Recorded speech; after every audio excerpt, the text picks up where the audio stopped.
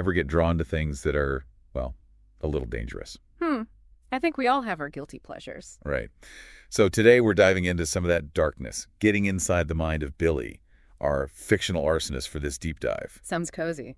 Oh, it's going to get intense. Yeah. But that's how we'll see how the author takes us from lighting matches, kid stuff, to something way more sinister. So we're looking at the construction of obsession, how it escalates.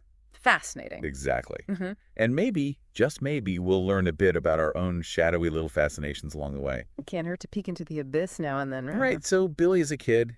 He's got that, universal fascination with fire. I mean, who didn't love playing with matches a little too much growing up? It's primal, isn't it? Light, warmth, danger, all wrapped up in one. But there's a turning point. It's like the author took that childhood wonder and twisted it.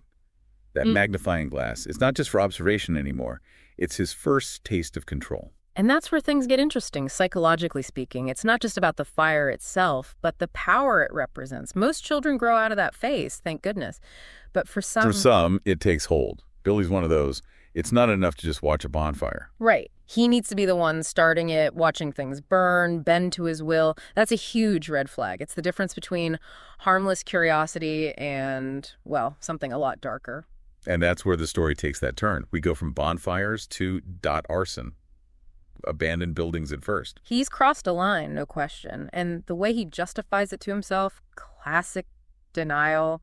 He's built up these defenses in his mind. Like the accidental death. Exactly. It was an accident. It wasn't his fault. So he tells himself. But that's a pattern you see in real-life arson cases all the time. The minimizing, the rationalizing, it's textbook. So he's constructed this whole reality where he's not responsible. Yeah. But we all know that can't last forever. And it won't. The author does a brilliant job ratcheting up the tension, making us wonder, how is it going to unravel? What'll be the final straw? And that's where we're going to leave it for now.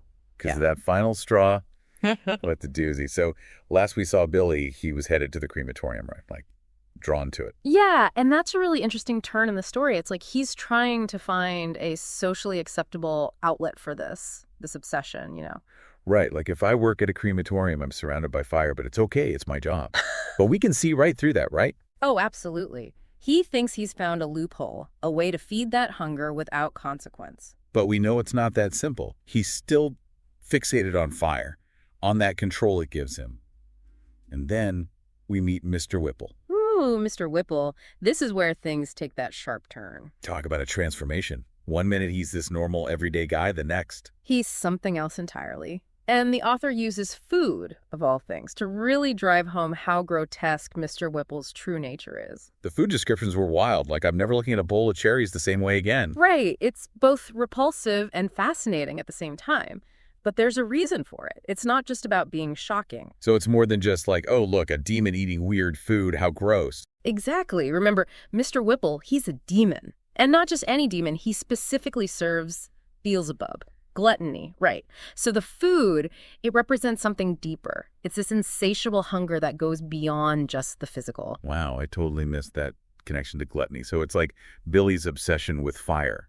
It's its own kind of insatiable hunger. Now you're getting it. And it makes you wonder, is Billy just another kind of meal for Mr. Whipple? Is he being consumed by his obsession just as much as he's about to be consumed by this demon? Chillin' stuff. It's one thing to be, fascinated by fire, but to come face to face with an actual demon? And not just any demon, right? One who embodies that same kind of consuming hunger that Billy's been wrestling with. The author doesn't pull any punches there. No kidding. Talk about a wake-up call, except, Right. Well, it's too late for that for Billy. He's in way over his head. He is, and that's where the real horror lies, I think. Not just in the grotesque imagery, but in that feeling of inevitability. He's trapped by the demon, obviously, but also by his own desires. And the ending. So brutal and so ironic. The ultimate poetic justice, right? Consumed by the very thing he sought to control. Makes you think twice about those things we find ourselves drawn to, Those little obsessions we all have. Absolutely. It's a cautionary tale, for sure. We all have our fires, those things that spark our curiosity, that maybe we even fantasize about a little. But there's a fine line between fascination and, well, letting it consume you. So what's the takeaway? How do we keep from, becoming Billy? Self-awareness is key. Recognize those darker impulses, those things that could get out of control if we let them. And maybe find some healthier outlets, yeah. Exactly. The story reminds us that we all have that capacity for darkness inside us. It's the choices we make that determine what we become. Wow.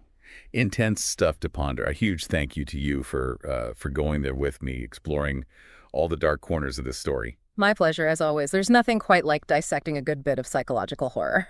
And to everyone listening, thanks for joining us on this deep dive.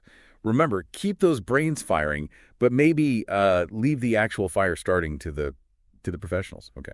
Until next time.